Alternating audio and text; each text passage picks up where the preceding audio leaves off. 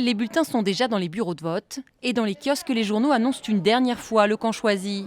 Reste à convaincre les indécis. Et dans les rues de Rome, ils sont encore nombreux. Franchement, je ne sais toujours pas. Je crois que je vais me décider au tout dernier moment. Autant le camp du oui que le camp du non, je ne suis pas sûr de ce qu'ils disent.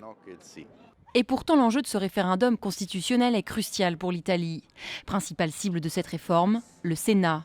Il propose la fin du bicaméralisme parfait, jugé inefficace. L'Italie a en effet connu 63 gouvernements en près de 70 ans de république. On passerait alors de 315 à 100 sénateurs. Les lois pourraient donc être adoptées bien plus vite. Si le oui l'emporte, cela impliquerait une modernisation des institutions. Matteo Renzi a pesé de tout son poids pour que le oui l'emporte.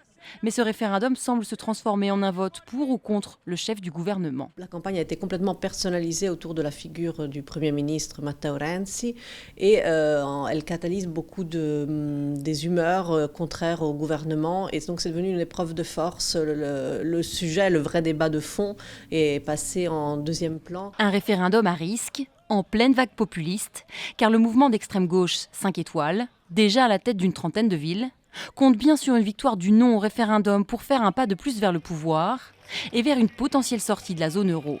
Depuis le début de l'automne, les sondages annoncent tous, avec des écarts de 4 à 8 points, une nette victoire du non.